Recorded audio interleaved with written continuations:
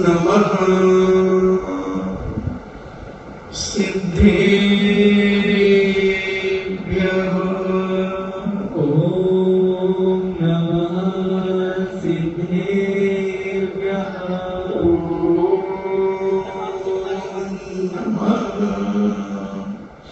सिद्धेभ्यः। ओम नमः सिद्धेभ्यः। ओम नमः सिद्धेभ्यः। ओम नमः सिद्धेभ्यः। पंच परमेष्टि भगवान की जय। अहिंसामयी वीतराग विश्व धर्म की जय। देवादिदेव 1008 श्री आदिनाथ भगवान की जय। देवादिदेव 1008 चिंतामणि भोग उपसर्ग विजेता श्री पार्श्वनाथ भगवान की जय। देवादिदेव 1008 शासन नायक बाल ब्रह्मचारी भगवान महावीर स्वामी की जय। जय।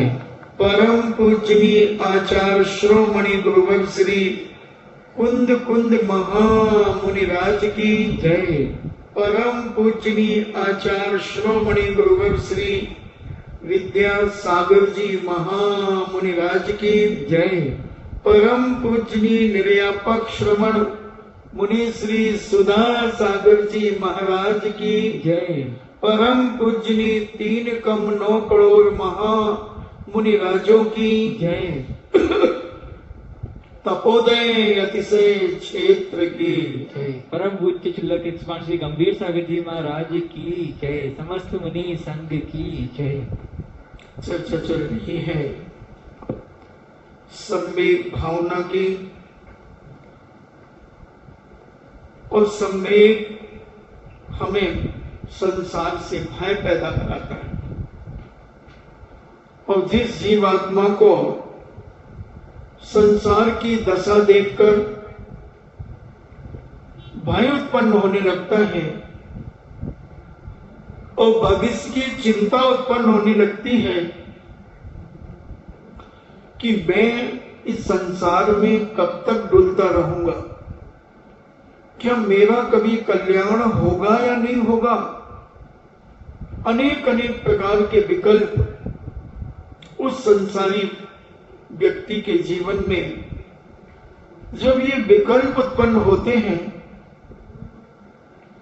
तो वह संसार की स्थिति को समझने का प्रयास करता है और इस संसार से छूटने के रास्ते खोजता है। किसी जैनाचार्य की शरण में जाकर, किन्हीं उपाध्याय परमेष्टि की शरण में जाकर, किसी साधु परमेष्टि की शरण में जाकर इस संसार की असारता को समझने का प्रयास करता है और पूछता है कि हे भगवान, मुझे संसार से डर लग रहा है। संसार की स्थिति देखकर,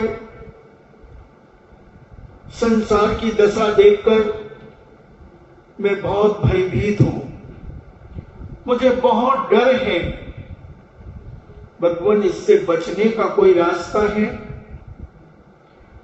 क्या? जो मैं देख रहा हूं इससे भी कोई अलग परेशानियां और भी उत्पन्न हो सकती हैं? महाराज कहते हैं, हमने तुम्हें निगोद की दशा का वर्णन किया, हमने तुमने 5 स्थावर जीवों के बारे में तुम्हें बताया, वहां से निकल करके तुम्हें 3 पर्याय के बारे में बताया।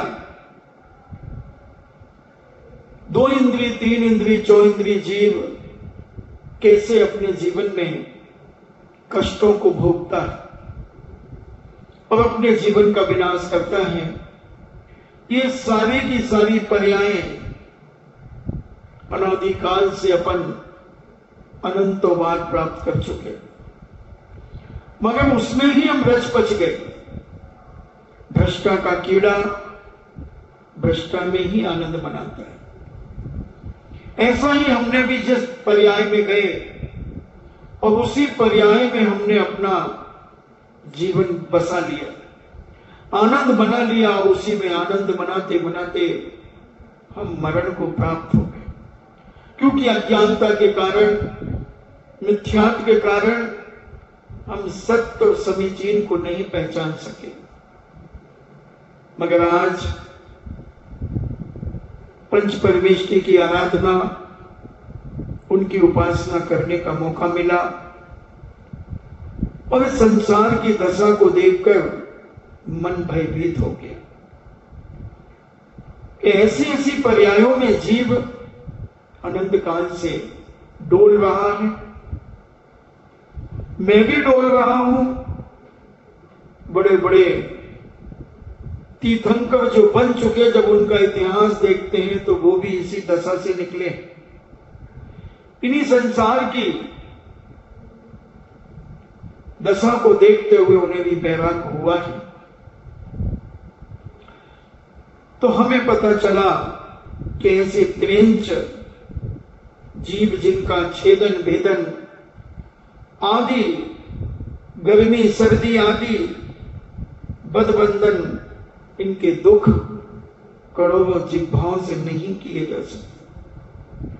जैसे तैसे इन पर्यायों से निकला तो कहां चला गया? नरकों में चला गया। ऐसा सिंहादि क्रूर प्राणी ऐसा हो गया क्रूर, और वहां से मर करके नरक चला गया। नरकों की दशा अति संक्लेश भावते मरियो, घोर शुभ्र सागर में परियो। ऐसी क्रूरता के कारण अनेक संक्लेश परिणाम, आत्म ध्यान बहुत ध्यान करता हुआ यह जीव नरकों में जाकर के पड़ गया। नरकों की दशा, नरकों की स्थिति बड़ी विचित्र है बंधुओं, बहुत विचित्र है। त्रिंच गति के दुख भोगता हुआ यह जीव नरक में चला जाता है, और यह जीव वहां के मरण और जन्म की दशा देख करके अपने जीवन को धिक्कारता है। अगर सम्यक दृष्टि प्राप्त, सम्यक दर्शन प्राप्त कर लेता है तो ये अपने मरण को धिक्कारता है। वो मिथ्यात्व के साथ अगर मरता है तो त्रिंच गति के दुख भोगता हुआ यह जीव मरण के समय अत्यंत क्रूर क्रोधित परिणाम हो जाते हैं। अब उन परिणामों के द्वारा जब मरण को प्राप्त होता है, इससे भयंकर नरक रूपी समुद्र में गिर जाता है। बहुत मुश्किल है निकलना बंधुओं, बहुत मुश्किल है। क्यों जाता है ये व्यक्ति नरकों में? अत्यंत संक्लेश परिणाम, बहुत आरंभ, बहुत परिग्रह और तीव्र कसायों के बल पर, उन कसायों के परिणामों से कृष्ण आदि अशुभ लेस्याएं, कृष्ण नील का पोत, ये अशुभ लेस्याएं जैनाचार्यों ने कही। इन तीन अशुभ लेस्याओं के कारण, क्रूर परिणामों के कारण, बहुत आरंभ, बहुत परिग्रह, तीव्र कसाएं, इन कसाय रूपी कभी क्रोध इतना तीव्र कर लिया कि मरने मारने को तैयार हो गया,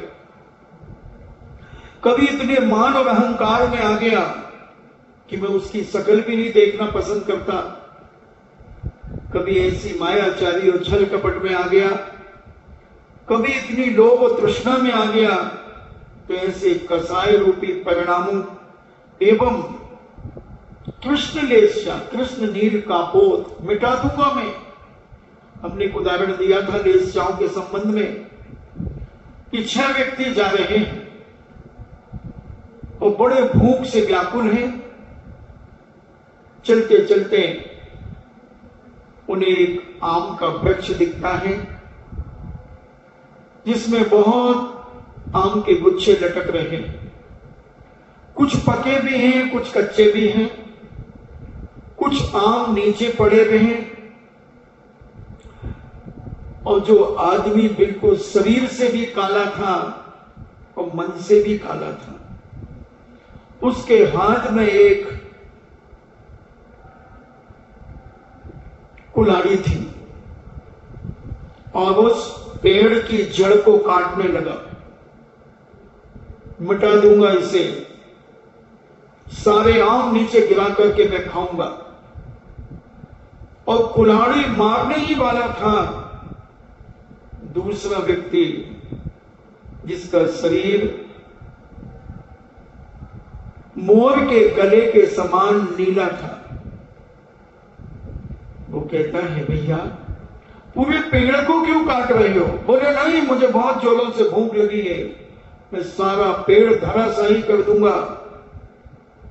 उसने कहा, नहीं, पेड़ पे चढ़ो और ये मोटी मोटी डाल काट लो, सारे गुच्छे अपने पास आ जाएंगे। और जैसे ही वह दूसरा पेड़ पर चढ़ा और मोटी डाल काटने लगा, तीसरा जिसका शरीर का रंग कबूतर के समान था और अंदर से भी कबूतर जैसे उसकी दशा थी, स्लेटी कलर की, वह कहता है, पूरी डाल क्यों काट रहे हो? ये टहनी काट लो, इसका गुच्छा तोड़ लो। ऐसे परिणाम जिसके होते हैं वो नरकों में चला जाता है। ऐसी लेस्याएं जिसकी होती हैं, लेस्याएं द्रव्य लेस्या और भाव लेस्या, ऐसी दो प्रकार की लेस्याएं, तो ये 3 लेस्याएं जैनाचार्यों ने अशुभ कही। और इन अशुभ लेस्याओं के कारण यह संसारी प्राणी त्रिंच क्यों ना हो, वो नरकों में चला जाता है। इसलिए अपने परिणामों को बहुत संभालने की आवश्यकता है, बहुत समझने की आवश्यकता है। और नरकों की आयु क्या है? नरकों की आयु, वहां से छूट नहीं सकता आदमी जब तक वह पूरी आयु को नहीं भोगेगा। और एक बार अगर आयु बन गई तो वहां जाना ही पड़ेगा। राजा स्वैनिक, नरक आयु बन गई। मिथ्या दृष्टि तो पहले ही था, पहले वह जैन दर्शन को मानता था। राजा स्वैनिक की कथा बड़ी विचित्र है। उनके पिता उपश्रेणिक थे और उपश्रेणिक का बेटा ये स्वैनिक था। एक दिन उपश्रेणिक एक घोड़े पर बैठे और वह घोड़ा इनको उड़ा करके ले गया और ले जाकर के घनघोर जंगल में ले जाकर एक खड्डे में गिरा दिया। घोड़ा के बहुत पारखी थे उपश्रेणिक, घोड़ा बहुत पसंद करते थे, जानते थे। मगर एक विद्याधर ऐसा घोड़ा भेजा और उस घोड़े पे बैठकर उपश्रेणिक जब गए, इतनी फुर्ती से भागा और जंगल में ले जाकर एक खड्डे में पटक दिया। राजा उपश्रेणिक वहां पड़े रहे और जब एक भील ने देखा तो भील लोग उन्हें निकालकर भीलों के राजा जो उनका था उनके पास ले गया। मगर वह राजा क्षत्रिय था, उसकी भी कहीं उपेक्षा हुई थी, मगर वह जंगलों में भीलों का राजा बनकर के रह रहा था।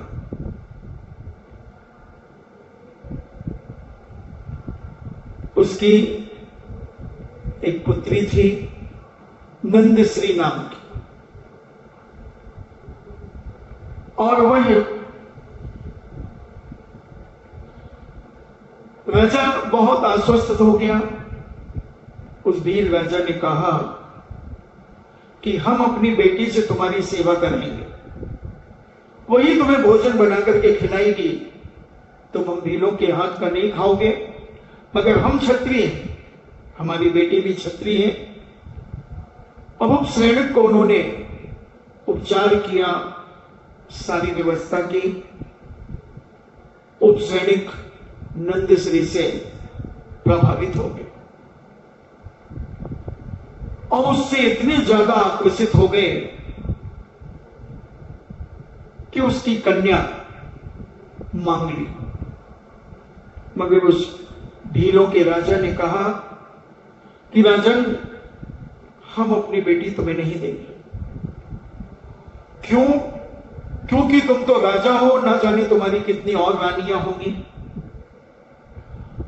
क्या तुम हमारे बेटे को, हमारी बेटी से उत्पन्न हुआ बेटे को क्या तुम राजा बनाओगे? अगर यह वचन तुम मुझे देते हो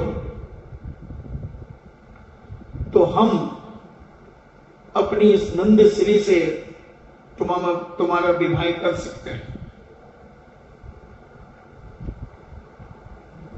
उप सैनिक विचार विमर्श करता हुआ उसने कह दिया कि हां, मैं इसे राजा बनाऊंगा।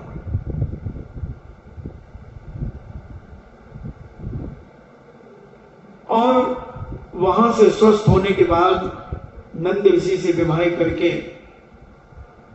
अपने नगर में आ गया।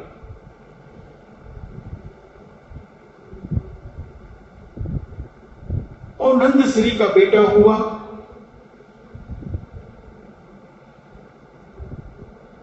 दूसरी रानी से श्रेणिक हुआ। अब ज्योतिषाचार्यों ने कहा कि श्रेणिक ही राजा बनेगा। अब ये वचनबद्ध था, अनेक अनेक परीक्षाओं में राजा सैनिक विजय हुआ। सारे राजकुमारों को भोजन करने के लिए बिठाया और कहा कि जो शिकारी कुत्ते छोड़ दिए और उन कुत्तों को देख करके जो भागेगा नहीं और भोजन करता रहेगा वो राजा बनेगा। सारे राजकुमार तो भाग गए, मगर सैनिक सबकी थालियां अपने पास रख करके रोटियां, फल फूल जो भी थे फेंकता रहा और स्वयं खाता रहा। लक्षण उसके राजा बनने के थे। और सब तरफ से जितनी भी परीक्षाएं, उन सब में सफल हुआ। मगर राजा ने मंत्रियों से कहा कि मैं वचनबद्ध हूं कि नंद श्री के पुत्र को ही मैं राजा बनाऊंगा, इसलिए किसी भी तरीके से श्रेणिक को यहां से हटाया जाए। मंत्रियों ने श्रेणिक से कहा कि राजा तुमसे बहुत ज्यादा क्रोधित है, क्योंकि तुमने कुत्तों के बीच में बैठ करके भोजन किया और ये राज्य के खिलाफ है, इसलिए तुम राज्य छोड़ करके चले जाओ। सैनिक राज्य की आज्ञा मानकर चला जाता है। बौद्ध साधुओं से संपर्क होता है और बौद्ध साधु उस सैनिक के लक्षण देख करके समझ जाते हैं कि ये राजकुमार है और ये भविष्य में राजा बनेगा, और राजा बनेगा तो हम अपने धर्म का प्रचार प्रसार इसके द्वारा कराएंगे। और उन्होंने उस सैनिक को अपने धर्म की शिक्षाएं देना शुरू कर दिया। उस नगर में जहां सैनिक रह रहा था, और वहां से वह बौद्ध धर्म का उपासक बनता गया। और उप श्रेणिक की जब मृत्यु हो गई, श्रेणिक अपने पिता के राज्य पर पहुंचा, मगर पिता नंद श्री के बेटे को राजा बना चुका था। मगर श्रेणिक ने अपनी सूझबूझ के बल पर उसे राजगद्दी से हटाकर स्वयं राजा बन गया। श्रेणिक ने राज का संचालन सुचारू रूप से करता हुआ बौद्ध दर्शन का प्रचार प्रसार करने लगा।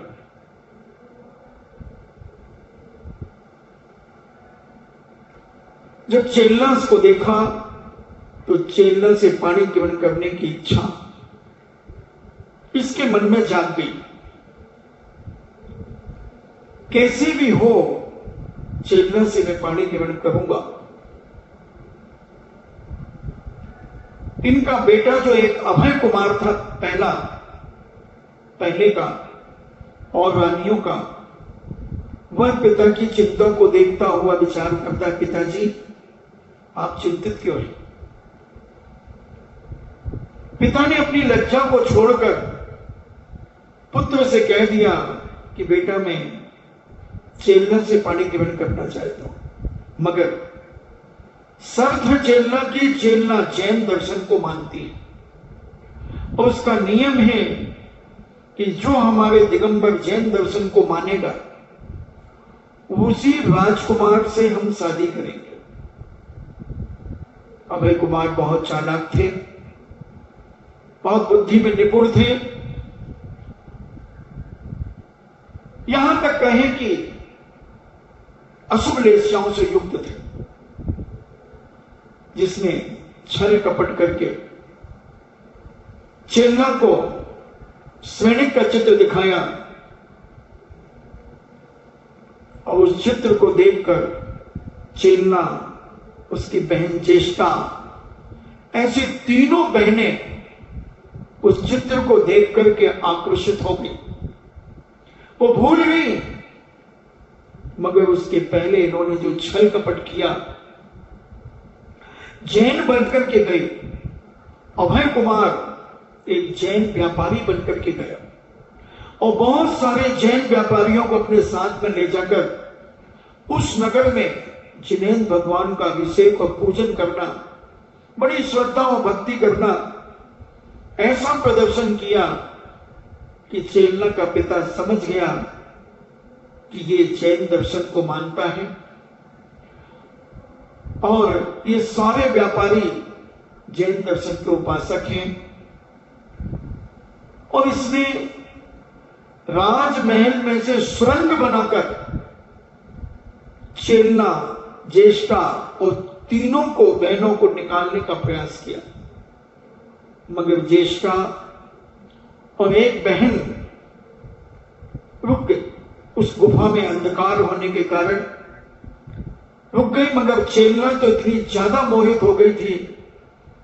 विवेकहीन व्यक्ति जब हो जाता है तो अपनी जिद पे अड़ जाता है, आगे पीछे का विचार नहीं करता। चेल्ला एक सम्यक दृष्टि नारी थी, उसे अपने बल पर इतना, अपने ज्ञान पर अपनी विश्वास था कि मैं जो कर रही हूं वो ठीक कर रही हूं। अभी चेल्ला को नहीं मालूम कि वह बौद्ध दर्शन का उपासक है। मिथ्या दृष्टि जीव है, अज्ञानी है, कृष्ण आदि लेस्याओं का धारी है। क्योंकि आदमी जब मोह में गाफिल होता है तब सब कुछ भूल जाता है। चाहे माता पिता समझाएं, चाहे परिवार का व्यक्ति समझाए, तो भी वो समझता नहीं है। और ऐसा व्यक्ति जिंदगी में परेशान हुए बिना रहता भी नहीं, क्योंकि जो माता पिता के खिलाफ जो कार्य करता है वह कभी सुखी नहीं रहता, सुखी नहीं रहता। और वह चेलना माता पिता के खिलाफ होकर माता पिता के पूछे बिना उस सुरंग से चली गई। अभय कुमार ले गया और रथ खड़ा किया था, वहां से रथ में बिठा करके ले गया। राजा स्वैनिक ने धूमधाम से उससे पानी ग्रहण किया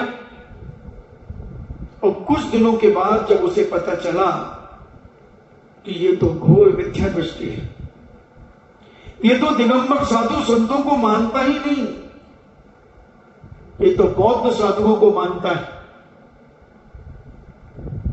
ये तो मिथ्यात्व का पोषण करता है, परिग्रह से युक्त साधुओं को मानता है, उनके ही शास्त्र पढ़ता है, उनकी ही पूजा अर्चना करता है। बहुत दुखी हुई चेलना, बहुत दुखी हुई, क्योंकि माता पिता की आज्ञा के विरुद्ध करने वाला जो भी व्यक्ति काम करेगा वो जिंदगी में कभी सुखी नहीं रह सकता। और चेलना इतनी दुखी हुई, इतनी दुखी हुई कि अब मरने का भी परिणाम कर लिया कि मेरा तो संकल्प ही खत्म हो गया। मेरा संकल्प था कि मैं जैन अनुयायी से ही पानी ग्रहण करूंगी, मगर यहां तो मैं धोखा खा गया। राजा ने अपने साधुओं की बड़ी बड़ी तारीफें की। हमारे साधु अंतर्यामी हैं, साक्षात बौद्ध से वार्तालाप करते हैं, आदि आदि चेलना ने इनकी परीक्षा की और उस परीक्षा में बौद्ध साधु फेल हो गए। विस्तार नहीं कर रहा हूं, बौद्ध साधु फेल हो गए और राजा कुपित हो गया। वैसी मिथ्या दृष्टि था। एक दिन शिकार खेलने जब गया तो देखता है एक दिगंबर मुनिराज, यशोधर मुनिराज ध्यान में लीन है, ध्यान में लीन है। अपने गुरुओं का अपमान का घूंट पी करके रहने वाला राजा स्वैनिक चेलना के गुरु को जलील करना चाह रहा था और उसने 500 शिकारी कुत्ते, ऐसी कृष्ण लेस्या उसकी जागृत हो गई। मिथ्यात्व का बोलबाला उसके ऊपर सवार हो गया और उसने 500 शिकारी कुत्ते मुनिराज के ऊपर छोड़ दिए। मुनिराज परम वीतरागी थे, आत्म ध्यान में लीन थे। उनकी आभा में आकर कुत्ते शांत हो गए। राजा स्वैनिक कभी शांत नहीं हुआ। उसकी लेस्या कृष्ण ही बनी हुई थी। उसने एक सर्प जाते हुए देखा, अजगर। उस सर्प को उसने अपने तीरों से मारकर और पूज्य मुनिराज के गले में डाल दिया। मिथ्या दृष्टि जीव, अज्ञानी, अशुभ लेस्याओं से युक्त रहने वाला व्यक्ति अच्छे लोगों को ही परेशान करता है। और जब चेला को पता चला कि इन्होंने हमारे गुरु महाराज के ऊपर सर्प डाला है, चेला ने कहा, प्राणनाथ, तुमने बहुत बड़ा अनर्थ कर दिया। अब तुम्हें नरक जाने से कोई दुनिया की ताकत नहीं बचा सकती। तुमने नियम से नरक आयु का बंद कर लिया। तो मैं तुम्हें नरक की वेदना के बारे में बताना चाह रहा हूं, क्योंकि सम्यक भावना की चर्चा चल रही है। तो ऐसे नरक की वेदनाओं का जब हम वर्णन सुनते हैं, पढ़ते हैं, अनुभव करते हैं, तो रूह कांप जाती है, अंतरात्मा हिल जाती है कि ऐसा भी होता होगा, ऐसा भी होता होगा। और राजा स्वैनिक अपनी धर्म पत्नी चेलना के बल पर तीर्थंकर तो बन गया, बनेगा, तीर्थंकर प्रगति का बंध तो कर लिया, क्षणिक सम्यक दर्शन प्राप्त कर लिया, मगर नरक जाने से जनक, चेला रानी उन्हें बचा नहीं पाई। साक्षात भगवान महावीर स्वामी भी नरक जाने से नहीं बचा पाए, क्योंकि एक बार आयु बंद होने पर आयु बदलती नहीं है बंधुओं। जो भी आयु एक बार बंद हो जाए फिर वो आयु बदलती नहीं है। तो राजा श्रेणिक ने तीर्थंकर प्रगति का बंध कर लिया, क्षणिक सम्यक दर्शन प्राप्त कर लिया, भगवान महावीर स्वामी के समूह शरण में चला गया, वहां 60,000 प्रश्न कर लिए, मगर उसके बाद भी नरक आयु को बदल नहीं सके भगवान महावीर स्वामी।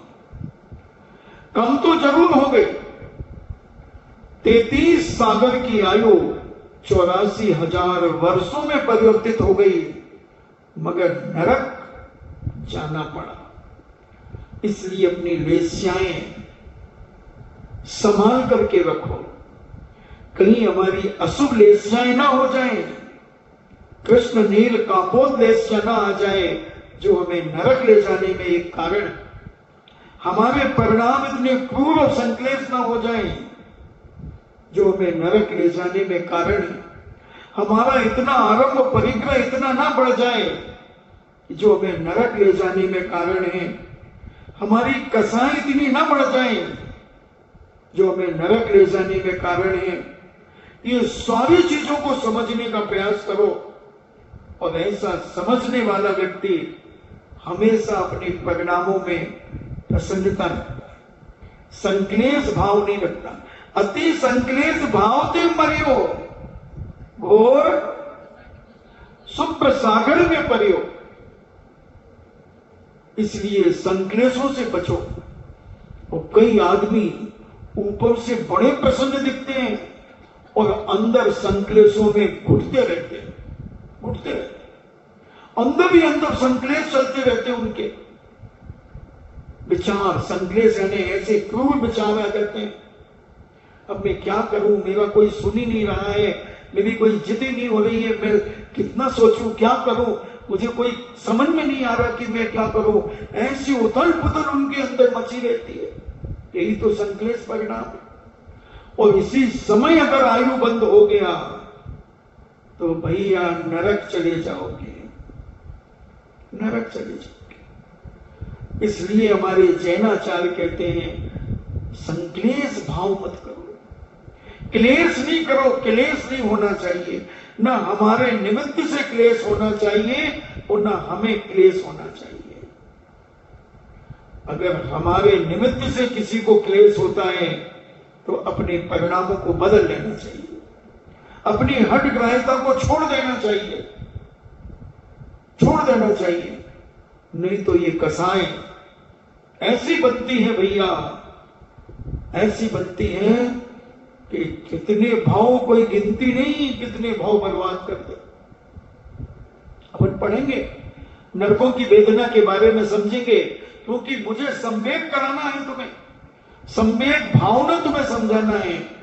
तो मैं चारों गतियों के दुख बताऊंगा, चारों गतियों की वेदनाएं बताऊंगा। तो कौन सी गति में किन परिणामों से जीव जाता है वो मैं तुम्हें बताने का प्रयास करूंगा। तो ऐसे आयु एक बार बंधने के बाद छूटती नहीं है भैया, नरक आयु बंधने के बाद छूटती नहीं है, कोई भी छुड़ा नहीं सकता। भगवान महावीर स्वामी जैसे अनंत सिद्ध परमेश की भी उतर के आ जाएं और वो भी अपना जैक लगाएं, अपना जैक लगाएं कि नहीं भाई इस आदमी को नरक मत जाने दो। कर्ण कहता आई एम सॉरी प्लीज, ये नरक तो जाएगा महाराज। हे सिद्ध परमेष्ठी, आप सिद्धांत का उलट पुलट करके आ गए, 3 लोग में क्षोभ हो जाए तो आप नहीं आ सकते, फिर भी आप इस व्यक्ति के सपोर्ट में सिद्ध शिला से नीचे आ गए। आप वापस जाइए, ये आदमी का नरक आयु का बंद कर लिया है, तो इसे नरक तो जाना ही पड़ेगा। कम जरूर हो सकती है, 33 सागर की आयु 84,000 वर्ष में निपट सकती है, मगर छूट नहीं सकता, माफ नहीं हो सकती, आयु माफ नहीं हो सकती, वो तो भोगना ही पड़ेगा, भोगना ही पड़ेगा। सभी आयु में यही नियम है, चाहे वो नरक की आयु हो, चाहे मनुष्यों की आयु हो, और चाहे देवों की हो, और चाहे त्रिंचों की हो। कम तो हो सकती है, मगर छूट नहीं सकती।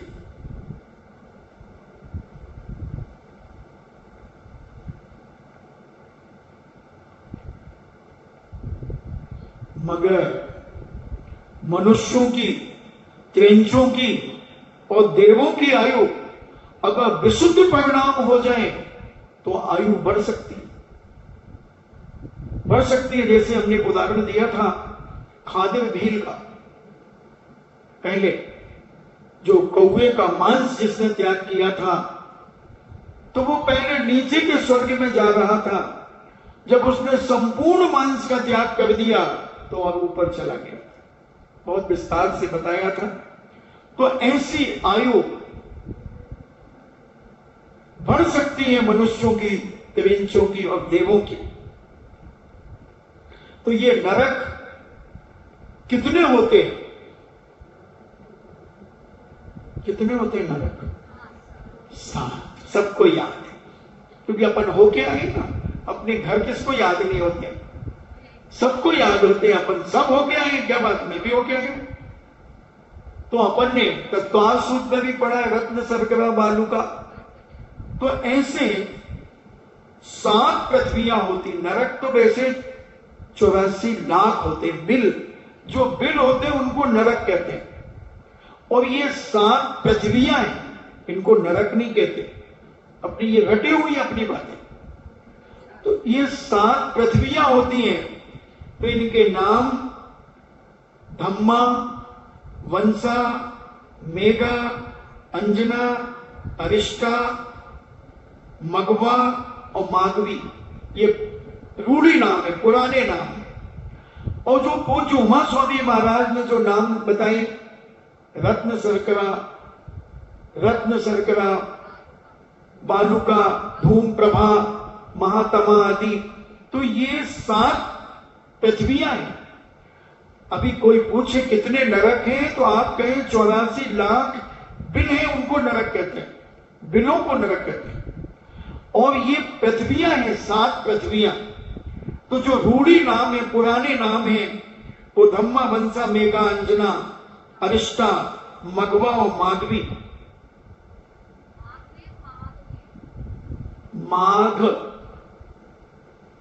माघ है क्या?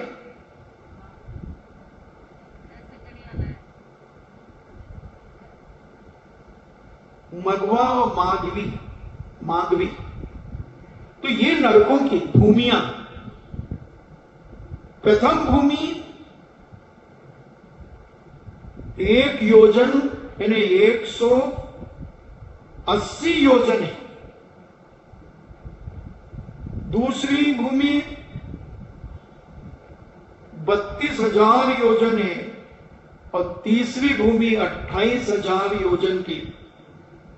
चौथी भूमि 24,000 योजन, पांचवी भूमि 20,000 योजन, और छठी भूमि 16,000 योजन, और सातवीं भूमि 8,000 योजन प्रमाण है। ऐसी ये 7 पृथ्वियां हैं। जो प्रथम पृथ्वी का जो क्षेत्रफल है, जो क्षेत्र है, वो 1,80,000 योजन है। 1,80,000 योजन में ये नारकी जीव रहते हैं प्रथम पृथ्वी के। तो इस प्रथम पृथ्वी के 3 भाग किए जाते हैं। पहला जो भाग है वो 16,000 योजन का, 16,000 योजन मोटा, इसे खर भाग कहते हैं। दूसरा जो है 84 लाख योजन का मोटा, इसे पंख भाग कहते हैं। और तीसरा जो भाग है 80,000 योजन मोटा है, इसे अबहुल भाग है। इन अबहुल भाग में नारकी जीव रहते हैं, यानी पंख भाग में और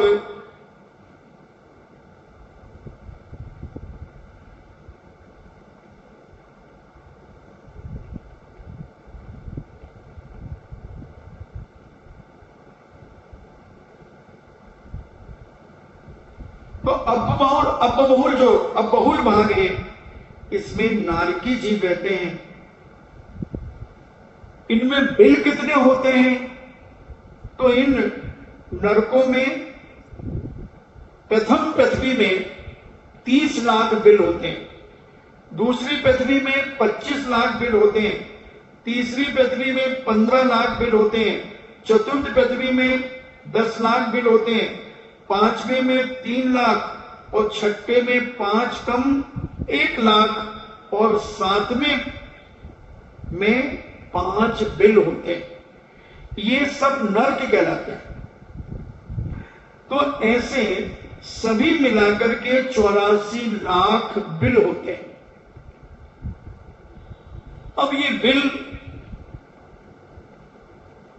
कैसे होते हैं? जैसे ये तुम्हारे मकान बने ऐसे नहीं,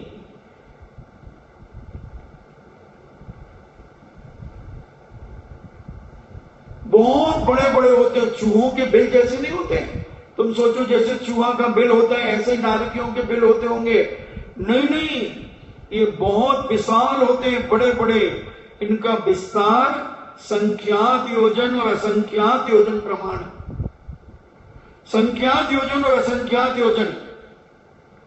तो बिल कितने प्रकार के होते हैं? तो बिल 3 प्रकार के होते हैं, इंद्रक बिल, श्रेणीबद्ध बिल और प्रकीर्णक बिल। इंद्रक बिल, सभी बिलों के ठीक मध्य के बिल को इंद्रक बिल कहते हैं। जो सारे बिल जो हैं उनमें जो बीच में बिल होता है उसे इंद्रक बिल कहते हैं। और जो श्रेणीबद्ध बिल हैं वो आकाश प्रदेशों की श्रेणी के अनुसार दिशाओं विदिशाओं में स्थित बिलों को श्रेणीबद्ध बिल कहते हैं। और प्रकीर्णक बिल, जैसे अपन फूल तोड़ करके, आपकी वो लाड़ी लाड़ा होती ना, वो क्या बोलते हैं, लाड़ी बोलते हैं, ब्याहों में उनके ऊपर फूल तोड़ तोड़ करके फेंक देते हैं कई बार, या वो निकलते हैं तो उनके ऊपर फूल फेंक देते हैं। तो ऐसे ये प्रकीर्णक जो बिल होते हैं तो जैसे फूलों के समान बिखरे हुए होते हैं, ऐसे ये प्रकीर्णक बिल कहते हैं इनको। अब इन नरकों में कितने पटल होते हैं? पटल मतलब खंड। कितने खंड होते हैं? तो ये सारे के सारे 49 खंड होते हैं पूरी 7 पृथ्वियों में। तो प्रथम जो पृथ्वी है उसमें 13 पटल होते हैं, पटल कहो खंड कहो। दूसरे में 11, तीसरे में 9, चौथे में 7, पांचवें में 5, छठे में 3 और सातवें में 1। इन्हें 2-2 कम होते चले जाते हैं। 13, 11, 9, 7, 5, 3 और 1, ऐसे 49 पटल होते हैं। इन नरकों में रहने वाले जीवों को नारकी कहते हैं। जो इन बिलों में रहते हैं तो इनको नारकी कहते हैं। ऐसे ये नारकी और जिन जीवों के नरक गति और नरक आयु का उदय पाया जाता है उसे नारकी कहते हैं। जहां पर एक नारकी दूसरे नारकों के लिए परस्पर में प्रीति नहीं करते। जैसे तुम लोग एक दूसरे मिलते हो तो बड़े आनंदित हो जाते हो, थैंक यू वेरी मच करते हो, हाथ मिलाते हो, चलो घर चलो, खाना पीना खा लो, चलो चलो दूध पी लो, नहीं मैं रात को कुछ नहीं, तो चलो ऐसे तो चलो बैठो तो। ऐसा परस्पर पर वहां पे ऐसा नहीं होता। वहां एक नारकी जब दूसरे नारकी से मिलता है तो वह क्या करता है, भयंकर। एक नारकी जहां दूसरे नरकों के साथ परस्पर प्रीति भाव नहीं रखते। कुत्ते को देख लो आप, तो एक मोहल्ले के कुत्ते दूसरे मोहल्ले का कुत्ता आ जाए, काया काया काया, वो एकदम चिल्लाता कुत्ता, काया काया, इन्हें क्यों आए हमारे यहां, क्यों आए। तो ऐसे परस्पर वो भिड़ते हैं। और प्रत्येक नरक में इन्हें कितने इंद्रिक बिल और कितने श्रेणीबद्ध और कितने प्रकीर्णक बिल होते हैं। तो प्रथम में 13 पटल, एक इंद्रक होते हैं, होने से 13 इंद्रक हैं। दूसरे नरक में 11 पटल में एक एक इंद्रक होने से 11 इंद्रक हैं। इसी प्रकार तीसरे में 9 इंद्रक, चौथे में 7, पांचवें में 5, छठे में 3 और सातवें में 1। ऐसे 49 पटल और 49 इंद्रक। और श्रेणीबद्ध जो बिल हैं वो कितने हैं, तो कहते हैं श्रेणीबद्ध नरकों में 2604 श्रेणीबद्ध बिल हैं। एवं प्रकीर्णक जो है 83,90,347 प्रकीर्णक बिल हैं। सब मिलाकर के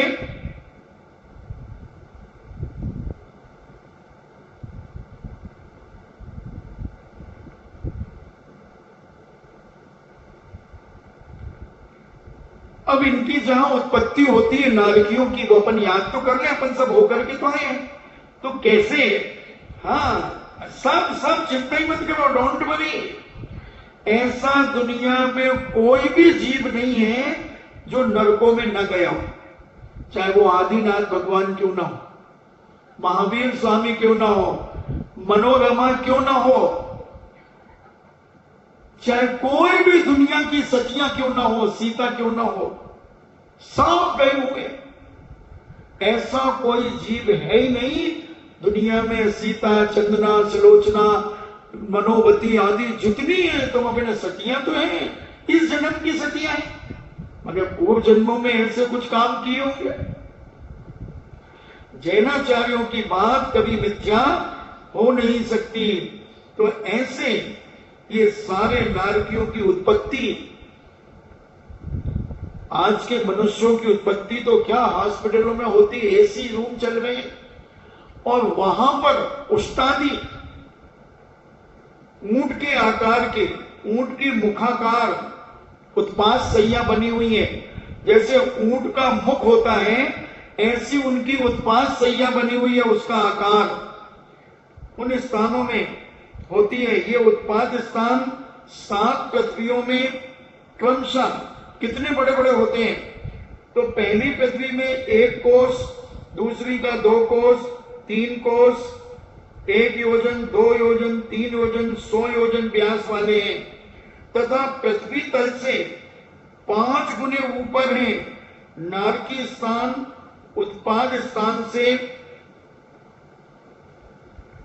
36 प्रकार के अर्थात तीक्ष्ण शस्त्रों पर गिरते हैं। 36 प्रकार के शस्त्र इधर जैसे ही जन्म लेता है उछलता है, और फिर 36 प्रकार के शस्त्रों के ऊपर गिरता है। नारकी जी क्या दशा होगी, एक चक्कू पे गिर के देख लो, एक चक्कू पे गिर के देख लो, पता लग जाएगा। खरबूजे को गिरा के देख लो, तरबूज को गिरा के देख लो। तो ऐसे 36 प्रकार के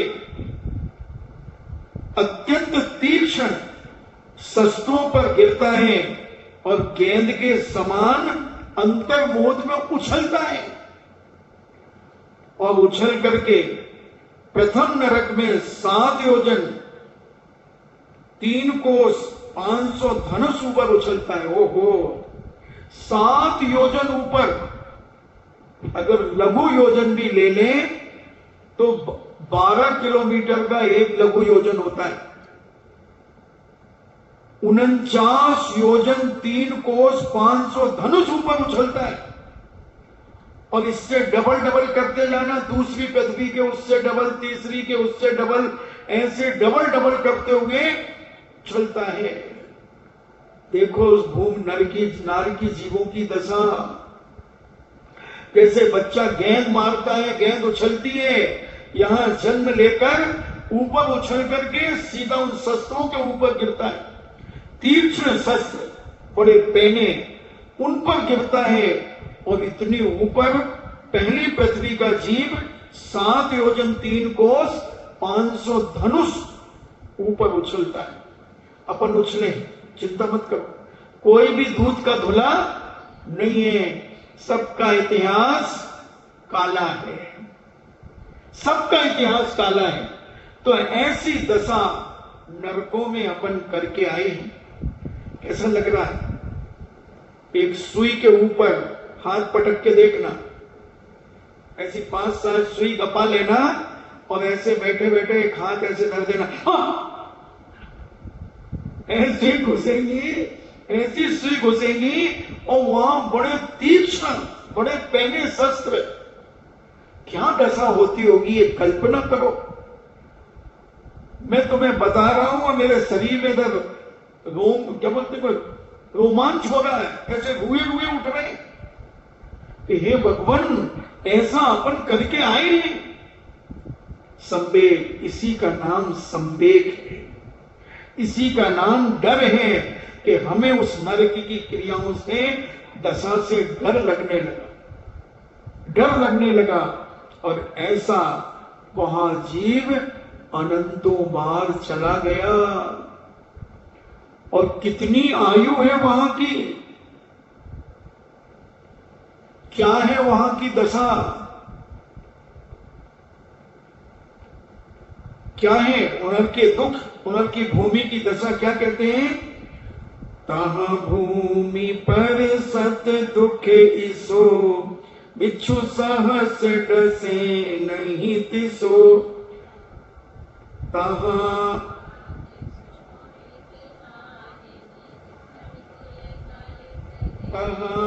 रुद्र राध, तहाँ राध सोणते बायनी, कृमि कुल कलित देह दायनी।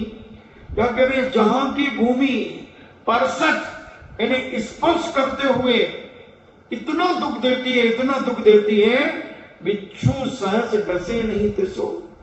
1000 बिच्छू एक साथ जिसे काटे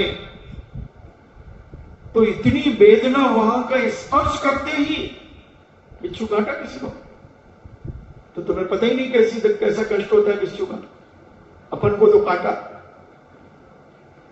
आचार्य विद्यासागर जी महाराज को ब्रह्मचारी अवस्था में काटा तो उन्हें पता है कि कैसी वेदना होती है बिच्छू के काटने पर। कोई इलाज नहीं है बिच्छू के काटने का, कितने भी झाड़ा फूके करने वाले आ जाएं, 24 घंटे तक उसका तकलीफ तो बनी रहेगी। चाहे वो नीम लेकर के आ जाए और कैसे भी कर दे, बिच्छू का काटा रोए और सांप का काटा सोए। सांप काटे तो आदमी को नींद आती है और बिच्छू काटे तो आदमी रोता है।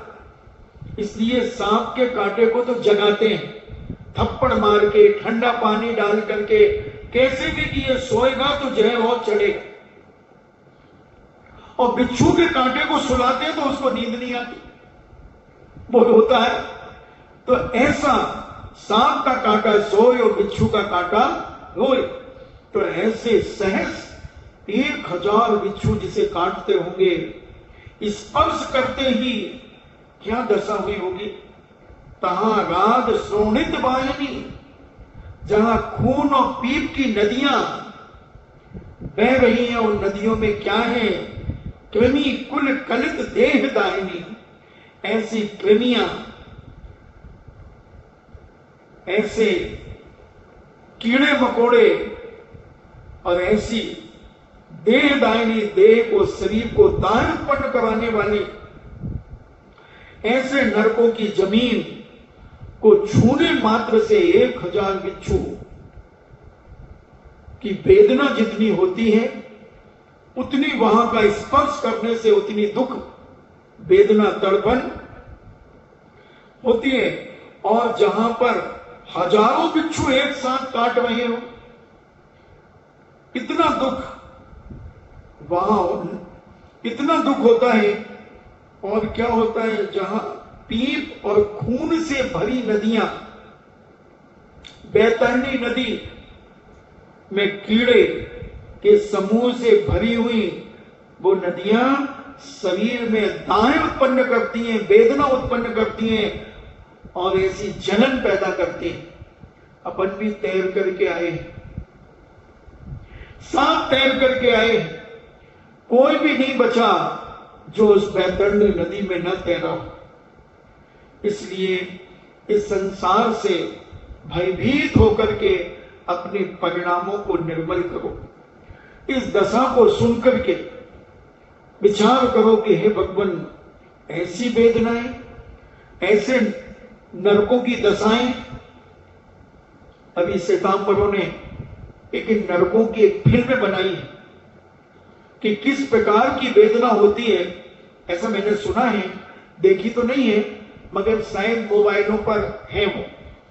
तो बड़ी वेदना, कैसी कैसी वेदना उन्होंने बताई कि नरकों में कैसे कैसे जीव वेदनाओं के कारण तड़पता है और अपने जीवन को उस गर्त में ले जाता है। इसलिए समझदार आदमी अपने जीवन को सुधारने का प्रयास करता है, संसार से भयभीत होने का प्रयास करता है।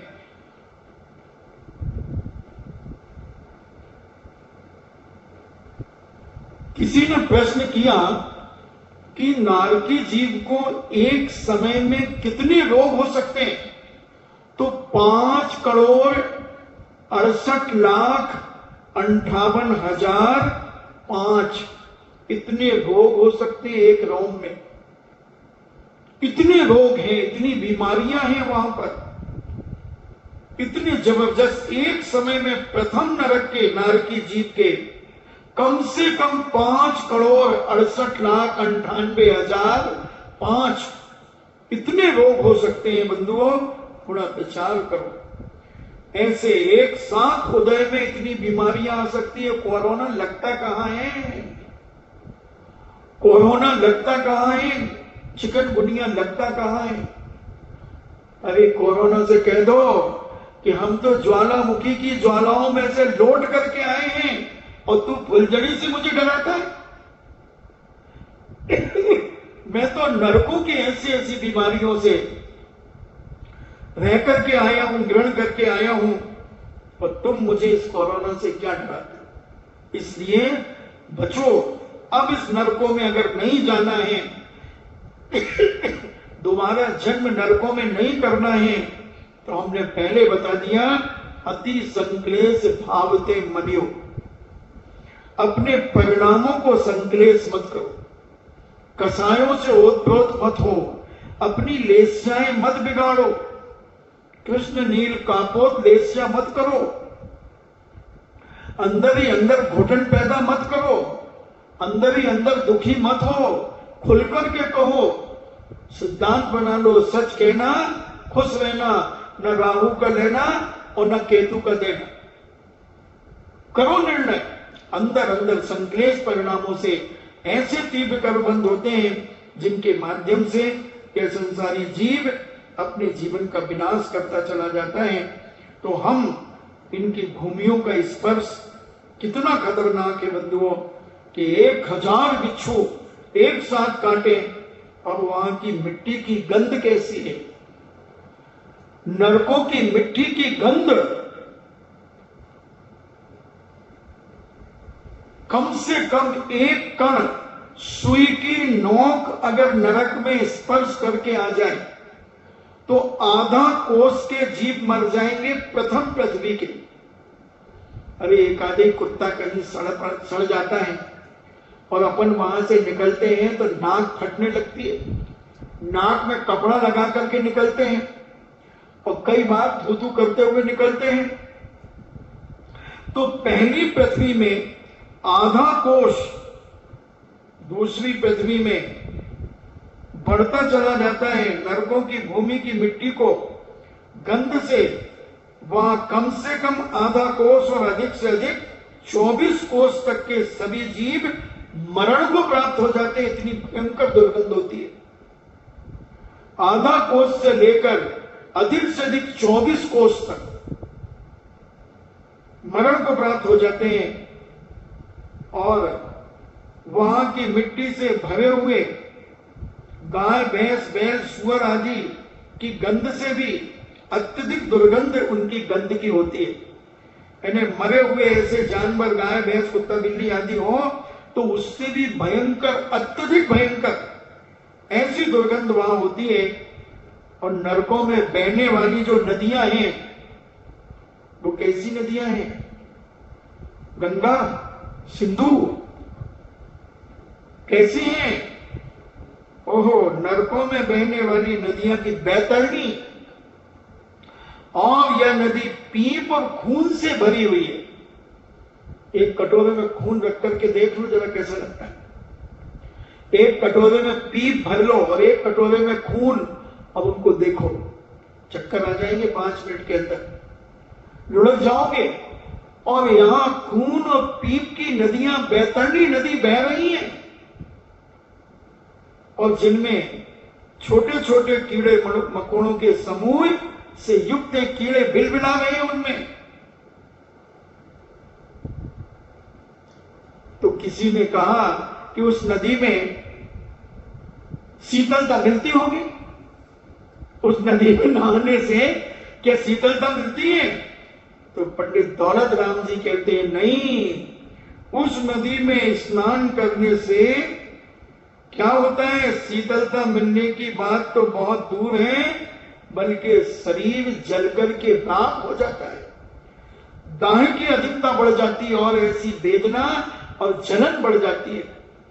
ऐसी जलन ऐसी तड़फन उत्पन्न होने लगती है। आदमी उस दाह को मिटाने के लिए जाता है और उन नदियों में जब कूदता है तो इतनी जलन होती है, ऐसी दाह उत्पन्न होने लगती है। तो ऐसे नरकों के वेदना को समझें। ऐसी तकलीफें अपन अनंतों बार भोग करके आए, एक दिन के लिए नहीं, 2 दिन के लिए नहीं, 10-20 सालों के लिए नहीं, 100-50 सालों के लिए नहीं, कम से कम 10,000 वर्ष तक नरकों में रहे, कम से कम, और अधिक से अधिक 33 सागर तक, और 1 सेकंड पहले वहां से निकल नहीं सकते, उधर आत्महत्या कर नहीं सकते। मरने का सोचो तो सोचो मगर मर नहीं सकते। आगे बताएंगे कि और तुम्हारी नरकों में क्या क्या दशा होती है। तो ऐसा संवेग यह चित्रण सुनकर के रूह कांपती है। हे भगवान, हे जैनाचार्य, आपने जिनेन्द्र भगवान के मुखारविंद से उन नरकों के वर्णन को सुनकर ग्रंथों में लिपिबद्ध किया। त्रिलोक पंडिती में नरकों का वर्णन, त्रिलोक सार में नरकों का वर्णन, सर्वार्थ सिद्धि में नरकों का वर्णन, राजवार्तिक ग्रंथराज के अंदर नरकों का वर्णन, और ऐसी वेदना करके फिर परंपरा से पंडितों ने एक छोटी सी 6 डाला लिखी, जिसे हम मिनी समय सार कहते हैं। छोटा समय सार, अगर इस 6 डाला को भी आदमी सही ढंग से पढ़ ले तो वो संसार से भयभीत हुए बिना नहीं रहेगा। संसार से डर उसे लगेगा और संवेग भावना उसके अंदर हर क्षण बनी रहेगी, हर क्षण बनी रहेगी संवेग भावना। तो ऐसी संवेग भावना को हम समझें और संसार से भयभीत होकर इस संसार के राग रंग से, इस संसार के राग रंग के मंच से थोड़ा सा उतरने का प्रयास करें, उतरने का प्रयास करें। ये मत सोचना कि हम मनुष्य बन गए महाराज अब थोड़ी हम नरक जाएंगे, अब बन होके आ गए हम तो अब थोड़ी नरक जाना हमें। जैसे कई लोग कहते ना, भैया बड़ी तमन्ना थी एक बार अमेरिका घूमने की, अब अमेरिका घूम लिया, अब मुझे नहीं जाना, अब तो मैं सब बाहर के विदेशों का त्याग करता हूं। दिल्ली की भी इच्छा थी तो दिल्ली भी घूम आया, बंबई की इच्छा थी बंबई घूम आया, अब बस राजस्थान के बाहर मुझे नहीं जाना है, सब घूम लिया, तृप्त हो गए। ऐसे तुम ये मत सोचना कि हम महाराज जी नरकों में, अब वैसे तो हम नहीं सोचते कि हम गए होंगे, फिर भी अब आप कह रहे हो तो आपकी बात तो माननी पड़ेगी, क्योंकि आप अपनी भी नहीं कह रहे हो, आप भगवान ने ऐसा कहा है, तो अब हम नरक नहीं जाएंगे, अब तो एक बार होके आ गए। ऐसा मत समझ लेना कि एक बार होकर के आ गए तो अब दोबारा नहीं जा सकते। उन्होंने पहले ही थर्मामीटर लगा दिया कि ऐसे ऐसे काम करोगे तो नरक पुनः चले जाओगे। अति संक्लेश भाव दे मरियो, घोर सुख सागर में परियो। ऐसे अगर हमने क्रूर परिणाम किए, संक्लेश परिणाम किए कि समय आयु बंद हो जाए पता नहीं चलता। 7 मौके तो मिलते हैं, मगर हमें पता नहीं कि हमारी आयु की त्रिवली कब पड़ेगी, कब आ जाएगा 30वां भाग, और हम धर्म करते करते एक क्षण नहीं लगेगा, परिणामों में क्रूरता आ गई और उसी समय बंद हो गया और लेस्याएं, अशुभ लेस्याएं हो गई, तो लोग धर्म करते करते भी नरक आयु का बंद। इसलिए अपने परिणामों को बहुत निर्मल रखो भैया, बहुत निर्मल रखो, संक्लेश करो ही नहीं। छोटी छोटी बातों में हम ऐसा मुंह फुला लेते हैं, ऐसा गुब्बारा फूला रहता है, मगर ये गुब्बारा कब फूट जाए, और फूट गया उसी समय आयु बंद हो गया, बैतरणी नदी घुसेगी तुम्हारे अंदर।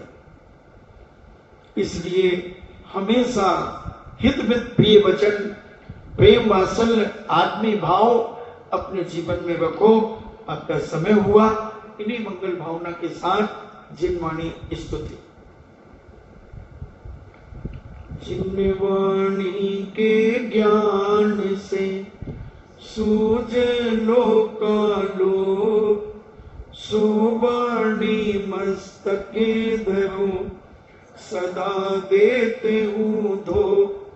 हे जिनवाणी भारती, तो ही जपो दिन रैन, जो तेरो शरणागहि, सो पावे सुख चैन।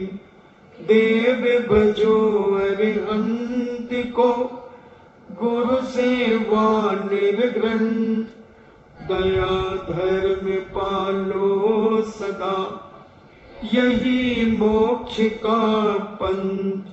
नोबार नमोकार।